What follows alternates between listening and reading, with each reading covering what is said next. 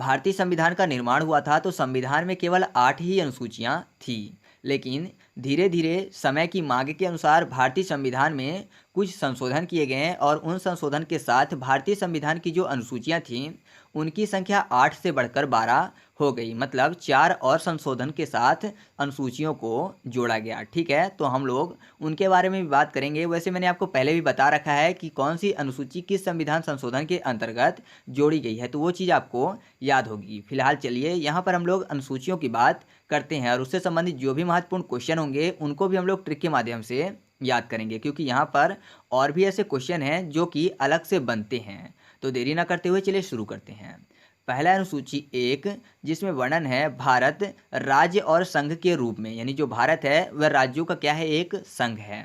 याद करना है तो मैंने आपको हमेशा से याद करवाया था, चाहे वह भाग हो या फिर अनुच्छेद या फिर अनुसूची। जब बात होती है फर्स्ट नंबर की तो वहाँ पर सबसे पहले बात किसकी होती है, भारत की। क्योंकि जैसे हम लोग नोट्स बनाते हैं या फिर कोई भी कॉपी होती है तो सबसे पहले पन्ने पर क्या करते हैं, अपना नाम लिखते हैं। ठीक उसी प्रकार यह अनुसूची भारत की है तो सबसे पहले किसकी बात होगी, भारत की होगी। यानी बोला जा रहा है कि भारत राज्यों का एक संघ है। ठीक है, तो आप ऐसे याद कर सकते हैं कि पहली अनुसूची में किसका वर्णन है, भारत का, अर्थात भारत राज्यों का एक संघ है। ठीक है, आगे बढ़ते हैं। अगला है अनुसूची 2, जिसमें पदाधिकारियों के वेतन व भत्ते की बात कही गई है। पदाधिकारी मतलब जैसे कि राष्ट्रपति, राज्यपाल, महालेखा परीक्षक, सुप्रीम कोर्ट और हाई कोर्ट के न्यायाधीश, यानी जो मुख्य न्यायाधीश हैं वो भी और जो अलग से न्यायाधीश हैं वो भी, लोकसभा, राज्यसभा, विधानसभा और विधान परिषद के अध्यक्ष और उपाध्यक्ष, इन सभी के वेतन व भत्ते की बात कहाँ पे की गई है, अनुसूची 2 में। तो यहाँ पर 2 में एक शब्द छिपा हुआ है, दो, यानी ऐसा लग रहा है कि जैसे कोई भी व्यक्ति मांग रहा है कि मुझे कुछ चीज़ें दो। और जब मांगने की बात होती है तो हमेशा सबसे पहले मांगा क्या जाता है, पैसा मांगा जाता है कि मुझे पैसे दो, और वेतन व भत्ते के रूप में भी पैसा ही मिलता है। तो आप ऐसे याद कर सकते हैं कि पदाधिकारियों के वेतन व भत्ते की बात कौन सी अनुसूची में की गई है, अनुसूची 2 में। ठीक है, आगे बढ़ते हैं। अगला अनुसूची 3, जिसमें पदाधिकारियों के शपथ के प्रारूप की बात की गई है। तो शपथ में 3 शब्द लिखे हुए हैं, सा, पा और था। तो आप ऐसे याद कर सकते हैं कि 3 शब्द से अनुसूची 3। तो अनुसूची 3 में किसका वर्णन है, पदाधिकारियों के शपथ का, या फिर शपथ के टाइम पे एक तो जिसके ऊपर हाथ रख के शपथ खाते हैं तो पहली वो चीज़ जरूरी है, दूसरा हाथ जरूरी है, क्योंकि किसी भी चीज़ के ऊपर हाथ करके बोलते हैं कि मैं शपथ लेता हूँ, तो दूसरा हाथ हो गया, और तीसरा फिर मुंह, क्योंकि मुंह से बोलते हैं ना कि मैं इस चीज़ के लिए या कि ऐसा शपथ लेता हूँ। तो 3 चीज़ें शपथ के टाइम पे यहाँ पर एक्टिव रहती हैं। तो आप ऐसे याद कर सकते हैं कि तीसरी अनुसूची में पदाधिकारियों के शपथ के प्रारूप की बात की गई है। और मैंने आपको एक चीज़ बताया था कि तीसरी अनुसूची से संबंधित एक संशोधन किया गया था। कौन सा, संविधान संशोधन 16, जिसमें कुछ वर्ड जोड़े गए थे कि मैं भारत की संप्रभुता और अखंडता, ये शब्द जोड़ा गया था संविधान संशोधन 16 के अंतर्गत।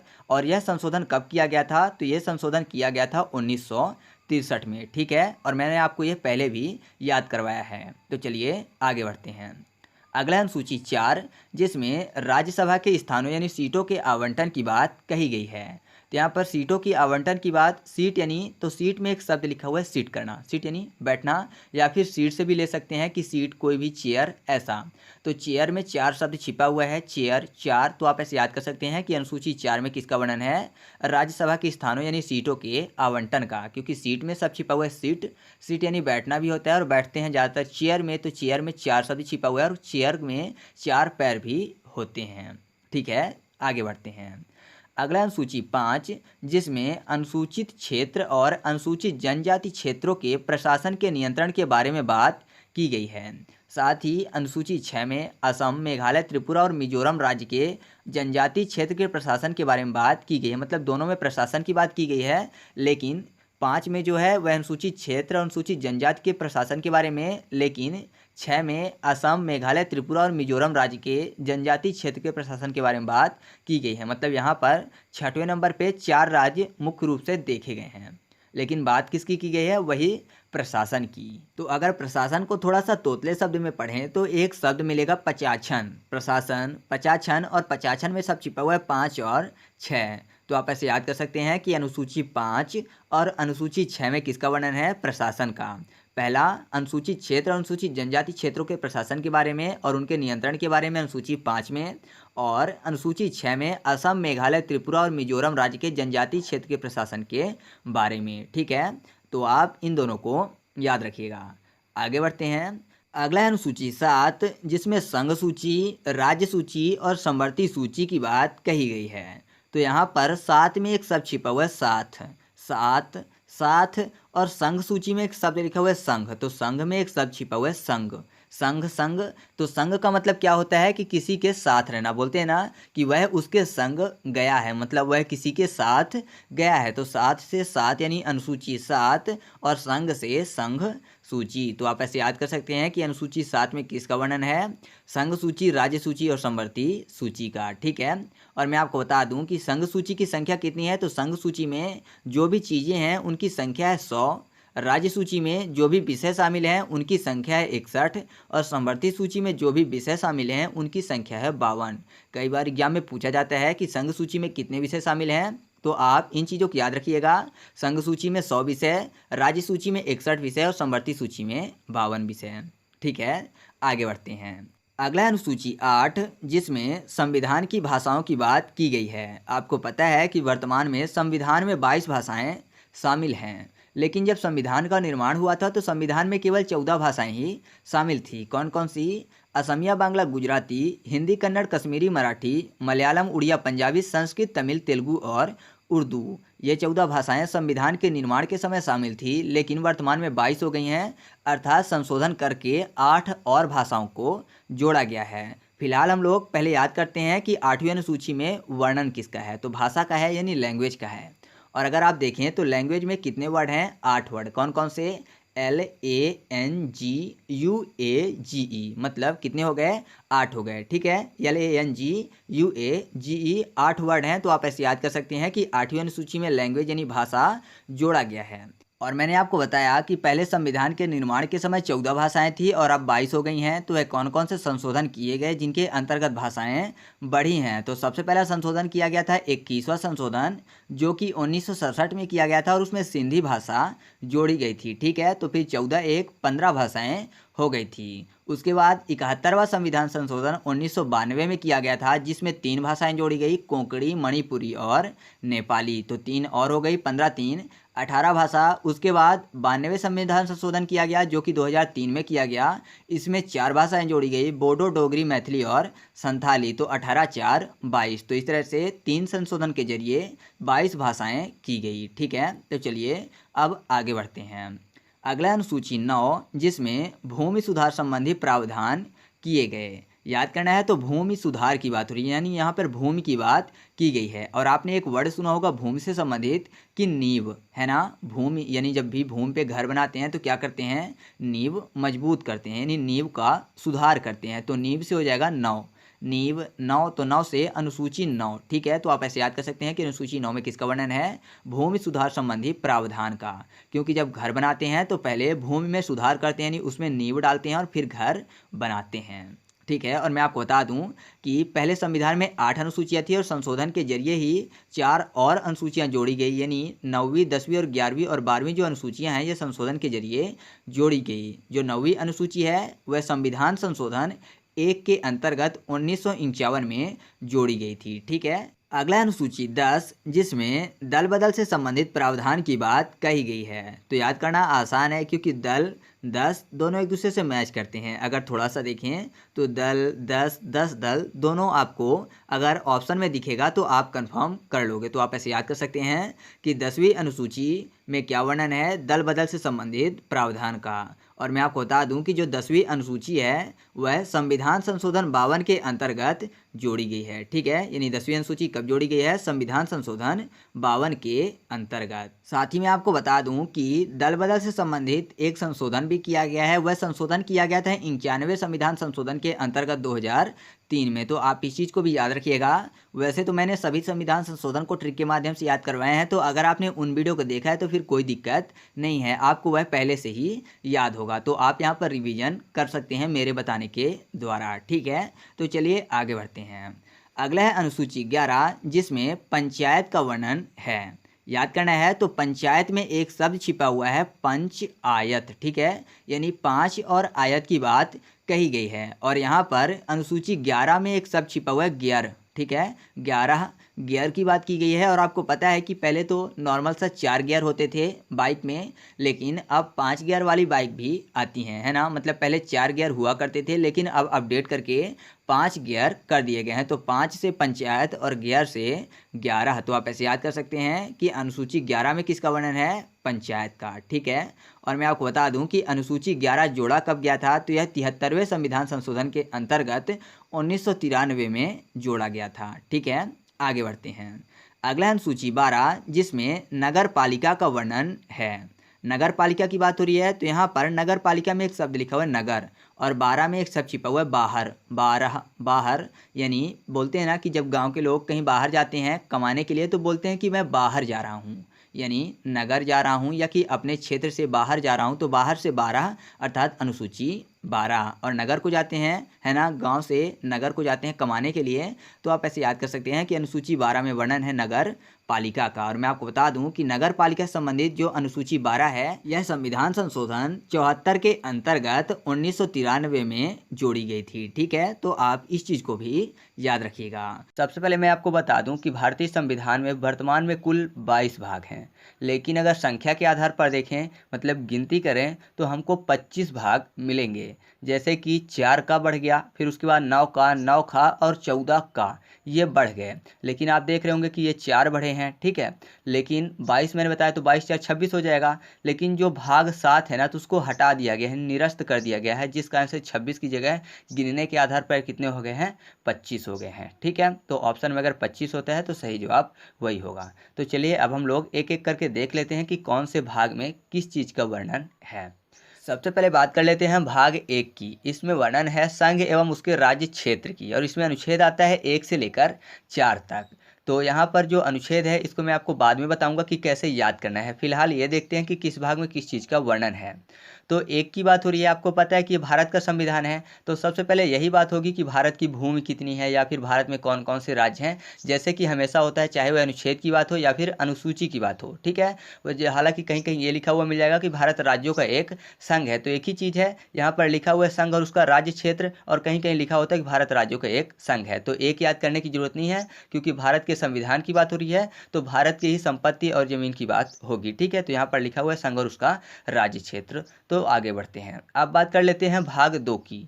इसमें वर्णन है नागरिकता का, और अनुच्छेद आता है 5 से लेकर 11 तक।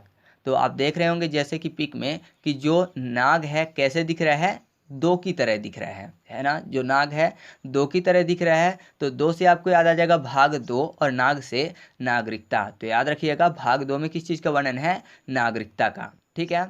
अब बात कर लेते हैं भाग 3 की। इसमें वर्णन है मौलिक अधिकार का। तो यहाँ पर अधिकार को याद करने के लिए कर लेते हैं अधियार। ठीक है। अधिकार, अधियार मतलब अंधेरे की बात हो रही है, और अंधेरे में जाहिर सी बात है हर व्यक्ति को डर लगता है, यानी ऐसा कह सकते हैं कि अंधेरे में कोई अगर अकेले जाए कहीं, तो वह थर थर कांपता है। तो थर थर से आपको 3 याद आ जाएगा, थर थर 3। तो याद रखिएगा कि भाग 3 में यानी 3 में किस चीज़ का वर्णन है? मौलिक अधिकार का। ठीक है। और इसमें अनुच्छेद आते हैं 12 से लेकर 35 तक। इसको दूसरे तरीके से भी याद कर सकते हैं कि यहाँ पर मौलिक अधिकार में शब्द लिखा हुआ है आंधी और कार, यानी आंधी और कार मतलब आंधी में कार क्या हो रही है? उड़ रही है। तो अगर आंधी में कार उड़ेगी तो जाहिर सी बात है कैसे रुकेगी? किसी न किसी ट्री से टकरा के। अगर कोई बहुत बड़ा विशाल पेड़ है तो उसी से टकरा कर ही कार रुक सकती है, क्योंकि आंधी में उड़ रही है। ठीक है। तो आप ऐसे भी इसको याद कर सकते हैं। ठीक है। और अगर आपसे पूछा जाता है कि मौलिक अधिकार किस देश के संविधान से लिया गया है, तो आपको पता ही है कि यह अमेरिका के संविधान से लिया गया है। ठीक है। तो आगे बढ़ते हैं। अब हम लोग बात कर लेते हैं भाग 4 की। इसमें वर्णन है नीति निदेशक तत्व का, और इसमें अनुच्छेद आते हैं 36 से लेकर 51 तक। मैंने आपको बताया था कि नाती चढ़े छाती से याद कर सकते हैं, नाती फॉर नीति निदेशक तत्व और छाती फॉर 36, यानी अनुच्छेद 36 में नीति निदेशक तत्व की परिभाषा का वर्णन है। तो आप ऐसे याद कर सकते हैं कि अनुच्छेद कहाँ से स्टार्ट होता है? नीति निदेशक तत्व वाला 36 से स्टार्ट होता है। ठीक है।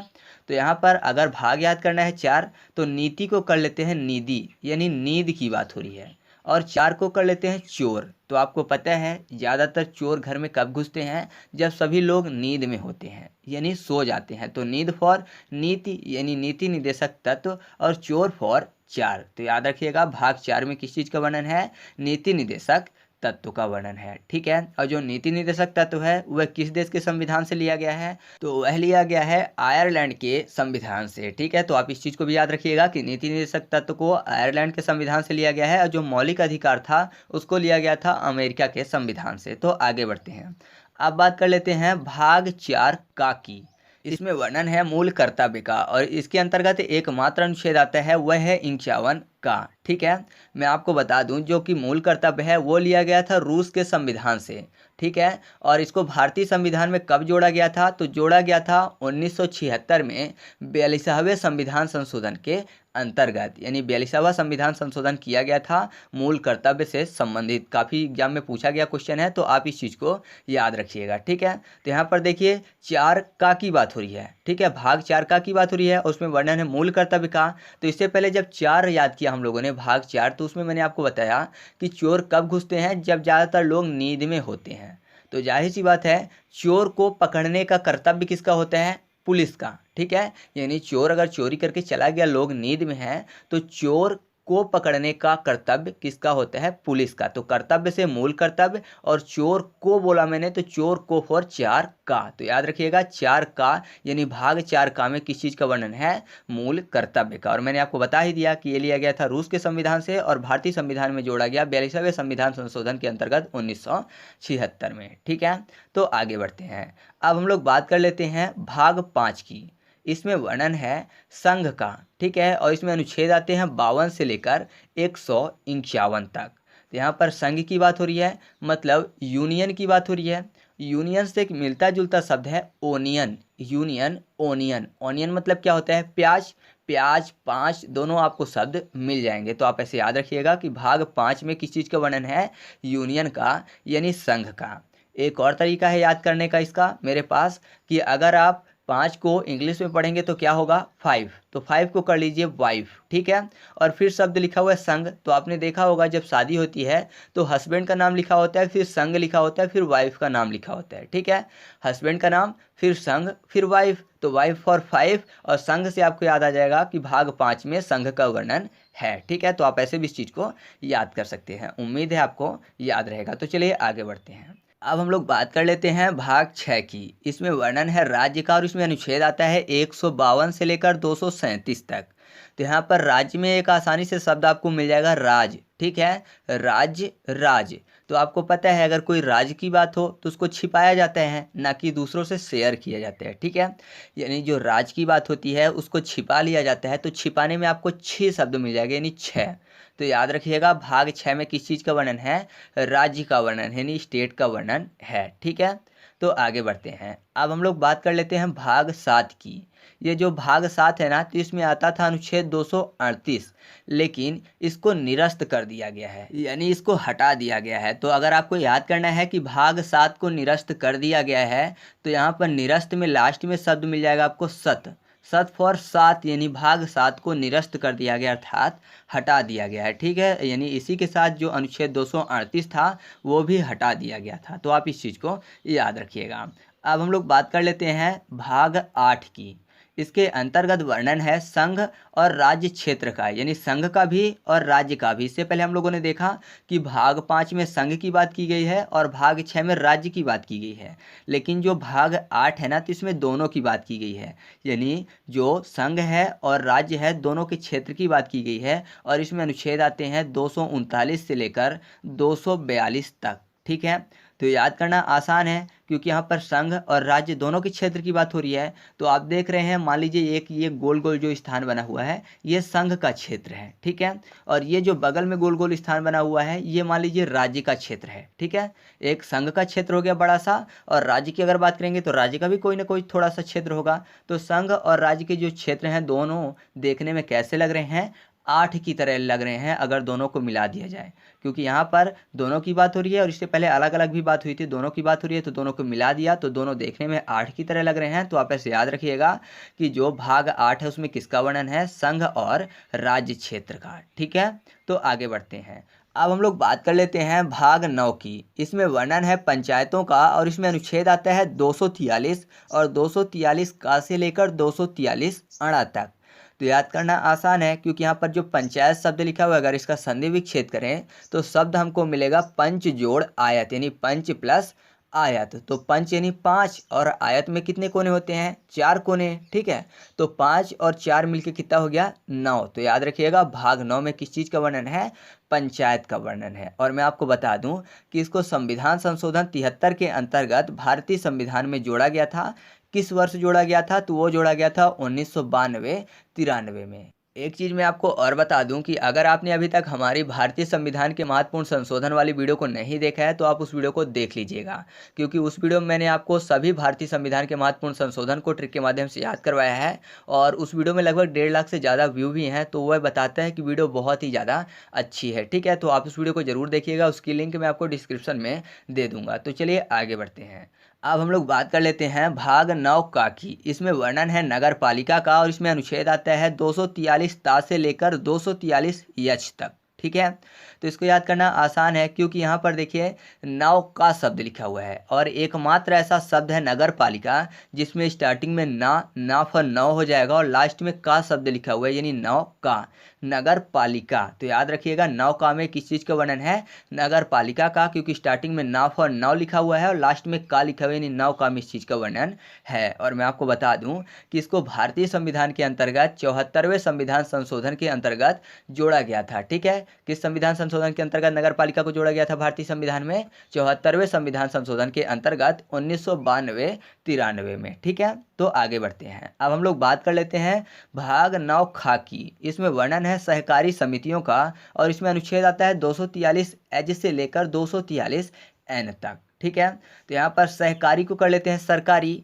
आपको पता है जो कि सरकारी कर्मचारी होते हैं, अगर आम आदमी उनके पास काम करवाने चाहे तो वो बहुत ज़्यादा नखरे करते हैं, है ना। बहुत सारे ऐसे सरकारी कर्मचारी होते हैं जो कि बहुत ज़्यादा नखरे करते हैं। तो नखरे में आपको दो शब्द मिल जाएंगे, ना ख, ना फॉर नौ और खा, यानी नौखा में किस चीज़ का वर्णन है? सहकारी समितियों का।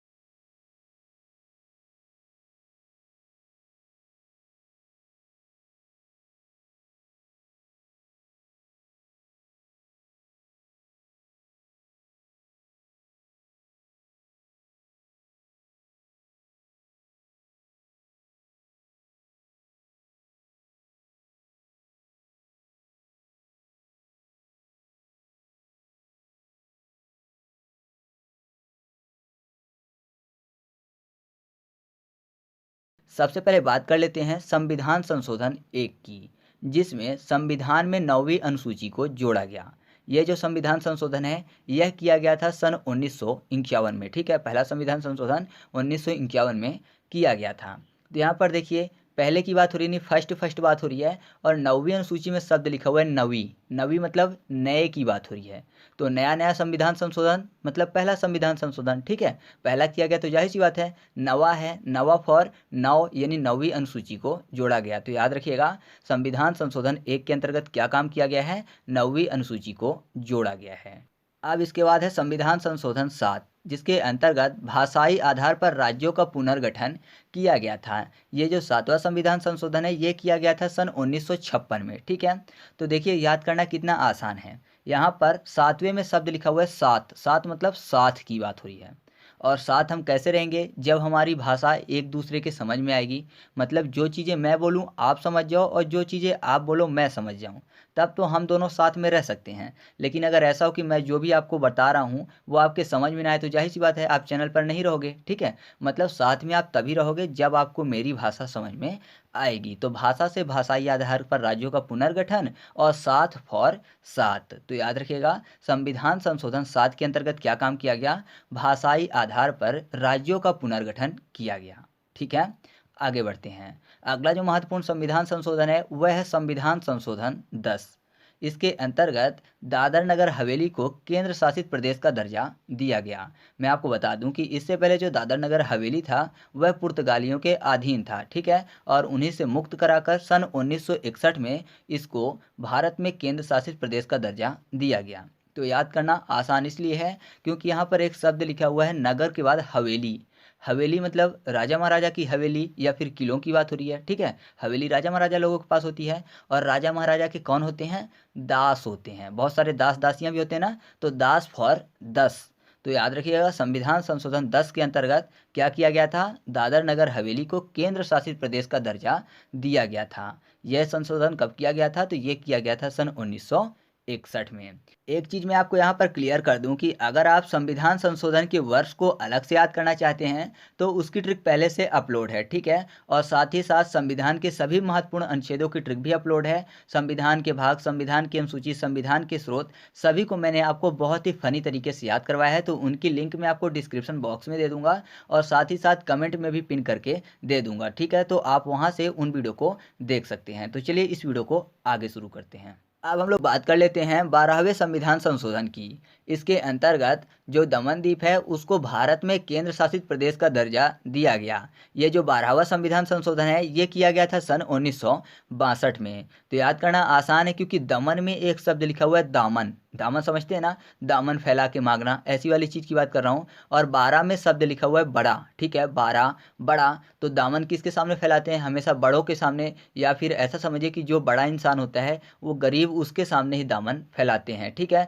तो बड़ा फॉर 12। तो याद रखिएगा, जो दमनदीप है उसको भारत में केंद्र शासित प्रदेश का दर्जा किस संविधान संशोधन के अंतर्गत दिया गया, तो वह दिया गया संविधान संशोधन 12 के अंतर्गत। क्योंकि जो बड़ा होता है उसी के सामने लोग दामन फैलाते हैं, दामन फॉर दमन। ठीक है, अगला है संविधान संशोधन 13। इसके अंतर्गत नागालैंड को राज्य का दर्जा दिया गया। ठीक है, जो नागालैंड राज्य है उसको कब बनाया गया था, संविधान संशोधन 13 के अंतर्गत। और यह संशोधन कब किया गया था, तो ये किया गया था सन 1962 में।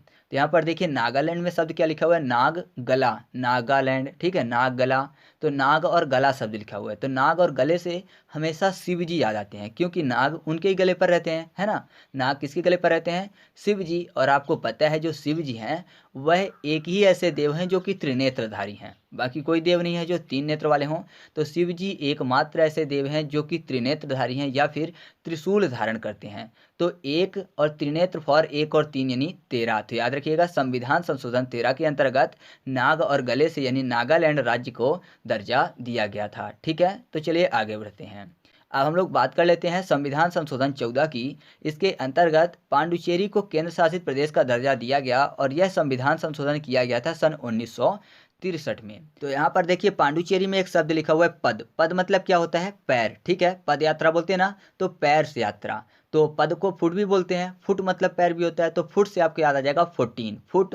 14 तो याद रखिएगा 14 यानी 14वें संविधान संशोधन के अंतर्गत पांडुचेरी को केंद्र शासित प्रदेश का दर्जा दिया गया था। ठीक है, अब हम लोग बात कर लेते हैं संविधान संशोधन 18 की। इसके अंतर्गत पंजाब का पुनर्गठन कर पंजाब, हरियाणा और चंडीगढ़ का निर्माण किया गया था।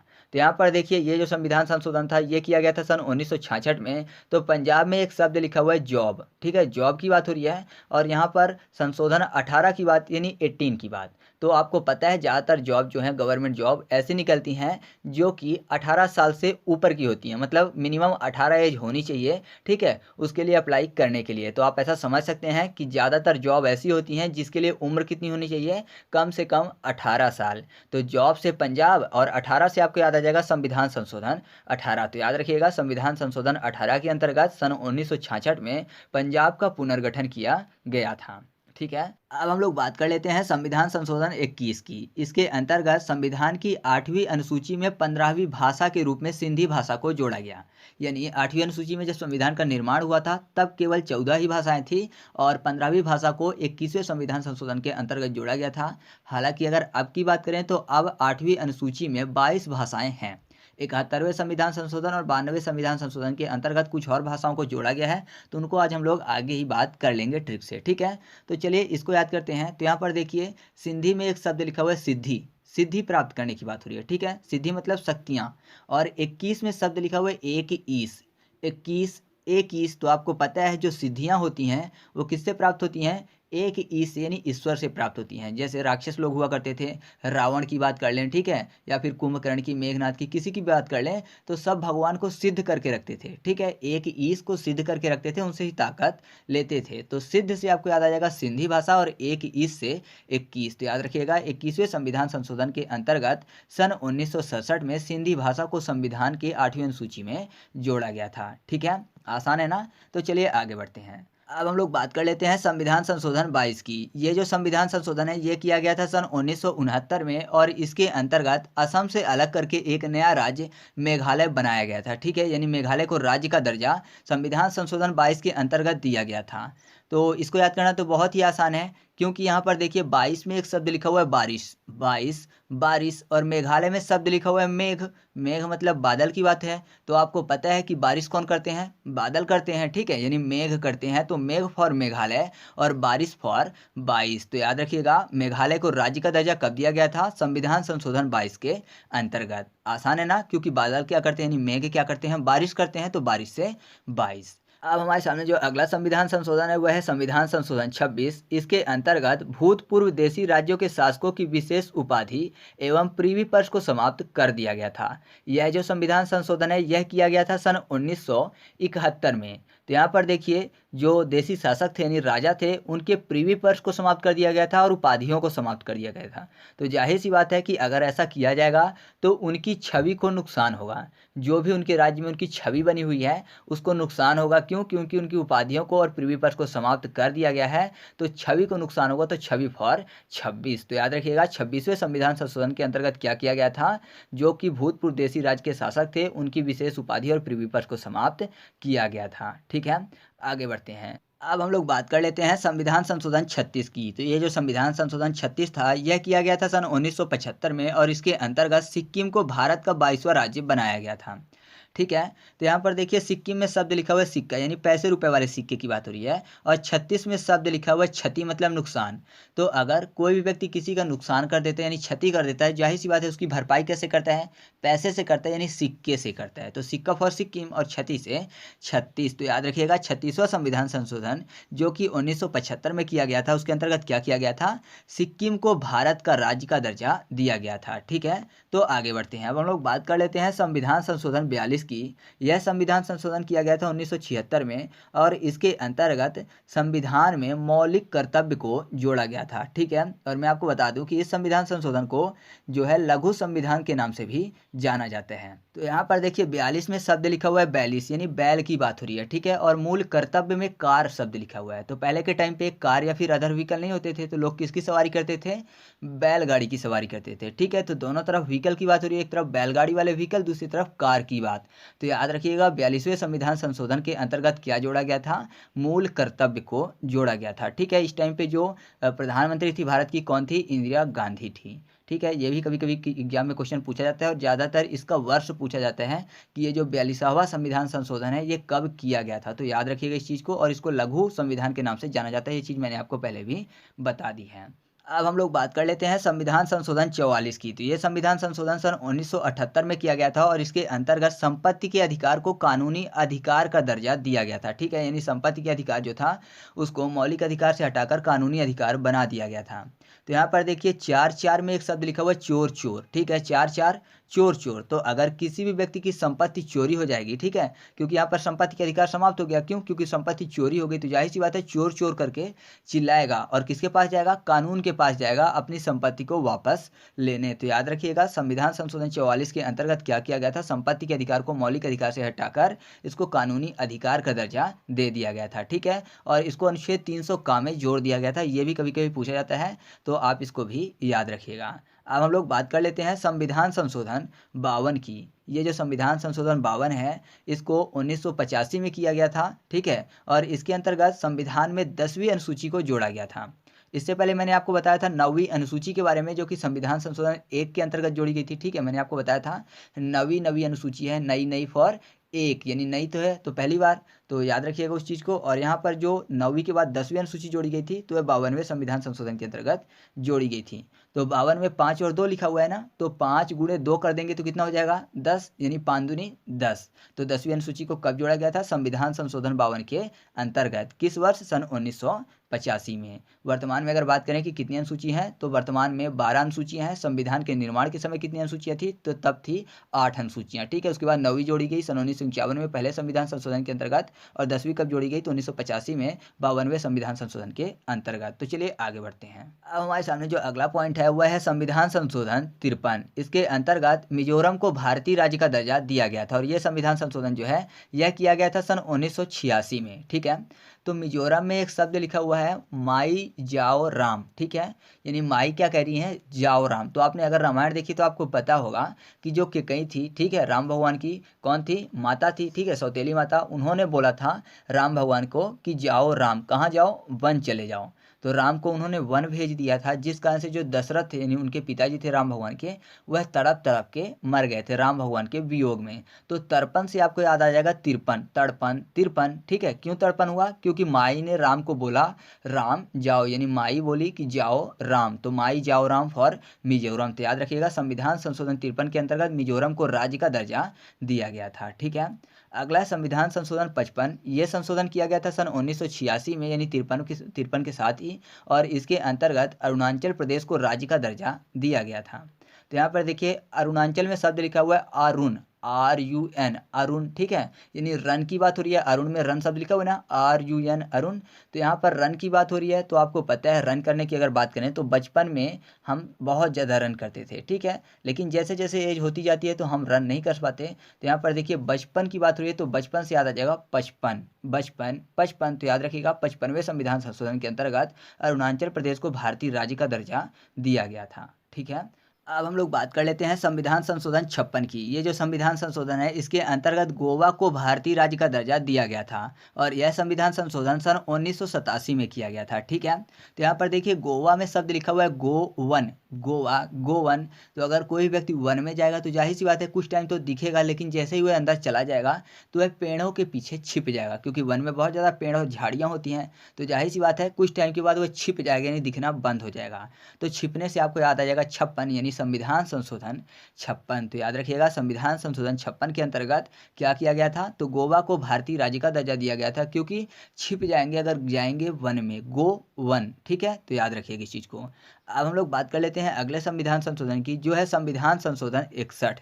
यह संविधान संशोधन किया गया था सन 1989 में, और इसके अंतर्गत जो मतदान की उम्र है उसको 21 वर्ष से घटाकर 18 वर्ष कर दिया गया था, यानी जो मतदान की उम्र है 18 वर्ष 61वें संविधान संशोधन के अंतर्गत की गई थी। तो इसको याद करना आसान है क्योंकि यहाँ पर 18 में दो शब्द लिखे हुए हैं, 1 और 8।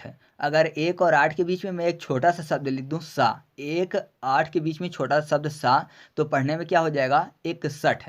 61 यानी 61वां संविधान संशोधन। तो याद रखिएगा संविधान संशोधन 61 के अंतर्गत क्या किया गया था, मतदान की जो उम्र थी उसको 18 कर दिया गया था। ठीक है, और ये कब किया गया था संविधान संशोधन, तो मैंने आपको बता ही दिया कि यह 1989 में किया गया था।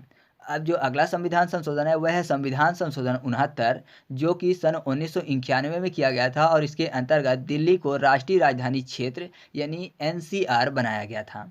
तो यहाँ पर देखिए दिल्ली में शब्द लिखा हुआ है दी जो देखने में 6 की तरह दिख रहा है, और ली में एक और ला लगा हुआ है। ठीक है, यानी 2 ला, दोनों 3 3 की तरह दिख रहे हैं, तो 3 गुणे 3 बराबर 9, 6 और 9 यानी 69। तो याद रखिएगा संविधान संशोधन 69 के अंतर्गत क्या किया गया, दिल्ली को राष्ट्रीय राजधानी क्षेत्र यानी एनसीआर का दर्जा दिया गया था। ठीक है, अब हम लोग बात कर लेते हैं संविधान संशोधन 71 की। इसके अंतर्गत संविधान की 8वीं अनुसूची जिसमें भाषा का वर्णन है उसमें 3 नई भाषाओं को जोड़ा गया, कोंकणी, मणिपुरी और नेपाली। ठीक है, मैंने आपको बताया था कि 21वें संविधान संशोधन के अंतर्गत सिंधी भाषा को जोड़ा गया था, तो 14 से होकर भाषा कितनी हो गई थी, 15 हो गई थी। 3 ये जुड़ जाएंगे तो 18 हो जाएंगी। ठीक है, तो ये संविधान संशोधन जो था ये किया गया था सन 1992 में। कौन कौन सी भाषा जोड़ी गई थी, कोंकणी, मणिपुरी और नेपाली। तो यहाँ पर देखिए 71 में शब्द लिखा हुआ है खत्तर यानी खतरे की बात। ठीक है, खत्तर खतरा यानी, और कोंकणी में शब्द लिखा हुआ है मकड़ी, कोकड़ी मकड़ी। तो अगर किसी को मकड़ी काट ले तो जाहिर सी बात है थोड़ा बहुत जहर उसका फैलेगा। ठीक है, तो मकड़ी के काटने से थोड़ा बहुत खतरा हो सकता है, तो खतरा फॉर खतरा। ठीक है, यानी खतर, और मकड़ी फॉर कोकड़ी। तो याद रखिएगा कोंकणी भाषा को किस संविधान संशोधन के अंतर्गत जोड़ा गया, 71वें संविधान संशोधन के अंतर्गत। फिर इसके बाद शब्द लिखा हुआ है मणिपुरी, जिसमें मणि शब्द लिखा हुआ है। ठीक है, तो अगर कोई नाग की मणि लेने जाएगा तो जाहिर सी बात है नाग उसको डस सकता है, तो उसको खतरा हो जाएगा। तो याद रखिएगा मणिपुरी भाषा को भी संविधान संशोधन 71 के अंतर्गत जोड़ा गया। अब बचता है नेपाली, तो नेपाली में शब्द लिखा हुआ है पालना यानी नहीं पालना।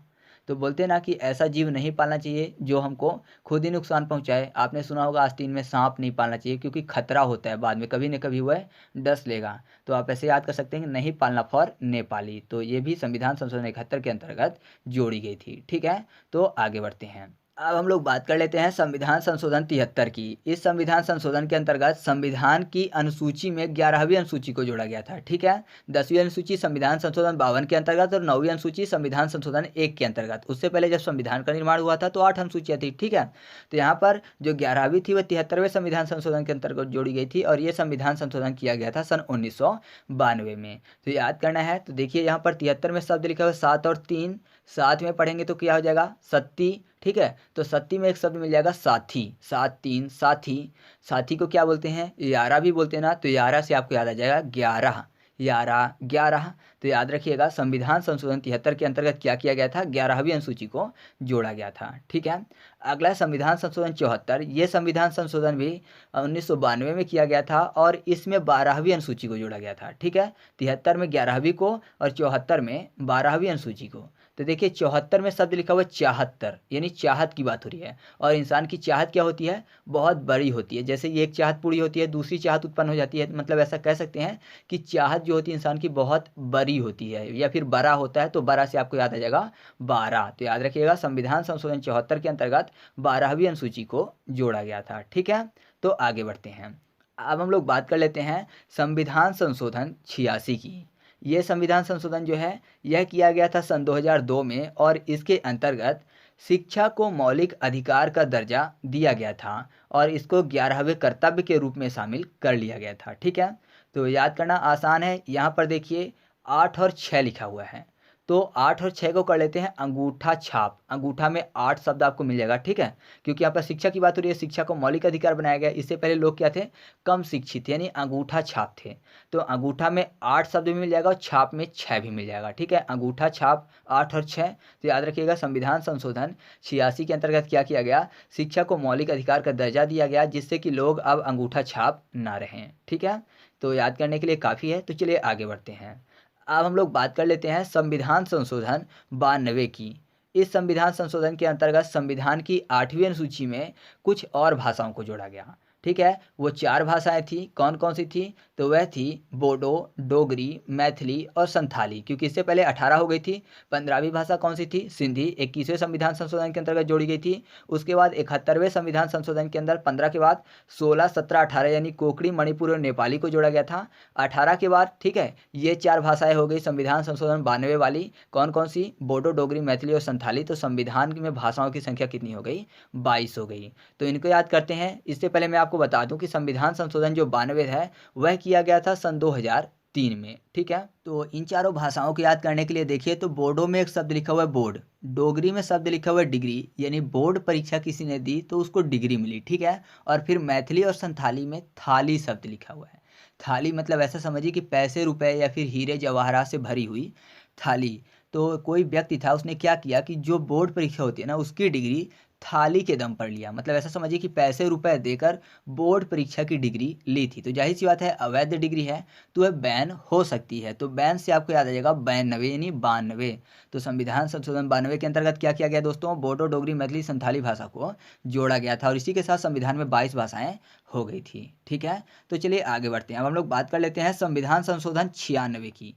इस संविधान संशोधन के अंतर्गत संविधान की 8वीं अनुसूची में उड़िया की जगह ओडिया लिखा गया था, ठीक है। 8वीं अनुसूची में भाषा का वर्णन होता है और वहाँ पर उड़िया भाषा की जगह ओडिया भाषा लिख दिया गया था। और मैं आपको बता दूं कि यह संविधान संशोधन किया गया था सन 2011 में। तो ओडिया या फिर उड़िया में उड़ने की बात लिखी हुई है, ठीक है। और 96 में शब्द लिखा हुआ है ना छू। तो जाहिर सी बात है, कोई बंदा अगर उड़ जाएगा या फिर उड़ने की ताकत होगा तो उसको कोई भी ना छू पाएगा, है ना, क्योंकि उड़ जाता है व्यक्ति तो ना छू पाएगा। ना छू फॉर 9 और 6। तो याद रखिएगा, संविधान संशोधन 96 के अंतर्गत क्या किया गया था? संविधान की 8वीं अनुसूची में उड़िया के स्थान पर ओडिया लिखा गया था, ठीक है। तो आगे बढ़ते हैं। अब हम लोग बात कर लेते हैं संविधान संशोधन 100 की। इसके अंतर्गत भारत और बांग्लादेश के बीच भूमि का हस्तांतरण किया गया था, ठीक है। मैं आपको बता दूं कि ये जो संविधान संशोधन है ये किया गया था सन 2015 में। भारत ने बांग्लादेश को ज़्यादा ज़मीन दी थी जबकि बांग्लादेश ने भारत को कम ज़मीन दी थी, ठीक है। तो लगभग 50% से भी कम भारत ने लिया था और ज़्यादा दिया था बांग्लादेश को। तो याद करने के लिए ऐसा समझिए कि यहाँ पर लिखा हुआ है क्या? भारत और बांग्लादेश के बीच भूमि का हस्तांतरण, यानी सौदेबाजी। तो कुछ भूमि तुम ले लो जो तुम्हारे काम की है और कुछ भूमि हमको दे दो जो हमारे काम की है, ठीक है। तो सौदा हुआ था, तो सौदा में 100 शब्द लिखा हुआ है, ठीक है। 100, तो 100 से आपके याद आ जाएगा संविधान संशोधन 100, जिसके अंतर्गत क्या किया गया था? भारत और बांग्लादेश के बीच भूमि का हस्तांतरण किया गया था, ठीक है। तो चलिए आगे बढ़ते हैं। अब हम लोग बात कर लेते हैं संविधान संशोधन 101 की। यह संविधान संशोधन 2016 में किया गया और मैं आपको बता दूं कि इसके अंतर्गत जीएसटी को जोड़ा गया है। जीएसटी मतलब गुड्स एंड सर्विस टैक्स। आपको पता है कि जीएसटी की टैगलाइन क्या है? वह है वन नेशन वन टैक्स। तो वन की जगह एक लिख दिया और नेशन की जगह, नेशन मतलब राष्ट्र की बात, तो राष्ट्र की जगह राष्ट्र का नक्शा, ठीक है। और फिर वन टैक्स, तो वन शब्द फिर से लिख दिया। तो देखिए, जो राष्ट्र का नक्शा है उसको अगर ऊपर से नीचे तक पूरा चारों दिशाओं में जोड़ने की कोशिश करूं तो जीरो आकृति बनती है। यानी क्या दिखेगा आपको? 1 0 और 1। तो आपको याद आ जाएगा 101 यानी वन नेशन वन टैक्स। अर्थात संविधान संशोधन 101 के अंतर्गत क्या जोड़ा गया? जीएसटी को जोड़ा गया, ठीक है। आसान है नहीं याद करना। तो चलिए आगे बढ़ते हैं। अब हम लोग बात कर लेते हैं संविधान संशोधन 102 की। इसके अंतर्गत राष्ट्रीय पिछड़ा वर्ग आयोग को संवैधानिक दर्जा दिया गया था। तो याद करने के लिए आप ऐसा समझिए कि 102 में 2 शब्द लिखे हुए हैं, 10 और 2, यानी याद करने के लिए कर लेते हैं 202। और पिछड़ा वर्ग में शब्द लिखा हुआ है पिछड़ा हुआ वर्ग, यानी ऐसा समझिए कोई भी वर्ग था जो कि पिछड़ गया दूसरे व्यक्ति से, ठीक है। तो अब दोष दे रहा है सामने वाले व्यक्ति को कि आपके कारण मैं पिछड़ गया हूँ। तो दोष दो, क्यों दोष दे रहा है बंदा? क्योंकि पिछड़ गया है दूसरों से, तो बोल रहा है कि आपके कारण मैं पिछड़ा हुआ हूँ। तो दोष दो फॉर 10 और 2 यानी 102। तो याद रखिएगा, संविधान संशोधन 102 के अंतर्गत क्या किया गया? राष्ट्रीय पिछड़ा वर्ग आयोग को संवैधानिक दर्जा दिया गया। मैं आपको बता दूं कि यह संविधान संशोधन सन 2018 में किया गया था, ठीक है। अब अगला है संविधान संशोधन 103। इसके अंतर्गत जो सामान्य वर्ग के आर्थिक रूप से पिछड़े हुए व्यक्ति हैं उनको 10% का आरक्षण देने का प्रावधान किया गया, ठीक है। और यह संविधान संशोधन किया गया सन 2019 में। तो यहाँ पर देखिए 103 में शब्द लिखा हुआ है एक शक्ति, ठीक है। 103 एक शक्ति, यानी एक ताकत। जाहिर सी बात है, जो व्यक्ति पिछड़े हुए हैं आर्थिक रूप से या फिर कमज़ोर हैं, जो अपने अच्छे से पढ़ाई नहीं कर पाते जाकर, ठीक है, कहीं भी बाहर, तो ऐसा समझिए कि उनको एक शक्ति दी गई। क्या शक्ति दी गई? कि 10% तक आप अपना गेन कर सकते हो, मतलब आरक्षण दिया गया, उनको एक शक्ति दी गई कि वह भी सबके साथ आ सकें। तो याद रखिएगा, एक शक्ति फॉर 103, इसमें क्या किया गया? सामान्य वर्ग के आर्थिक रूप से कमज़ोर व्यक्तियों को 10% तक का आरक्षण दिया गया, ठीक है। और आप याद रखिएगा कि सबसे पहले ये जो 10% का आरक्षण वाला है, इसको कहाँ पर लागू किया गया था? तो किया गया था गुजरात में। अब बात कर लेते हैं संविधान संशोधन 104 की। यह संविधान संशोधन सन 2019 में किया गया था और इसके अंतर्गत लोकसभा व राज्यसभाओं में ST/SC समुदाय के आरक्षण को 2030 तक बढ़ाया गया था, ठीक है। और साथ ही साथ एक चीज़ और किया गया था इसके अंतर्गत, वह था आंग्ल भारतीय समुदाय के 2 व्यक्तियों को मनोनीत करने वाली जो प्रक्रिया थी, उसको समाप्त कर दिया गया था।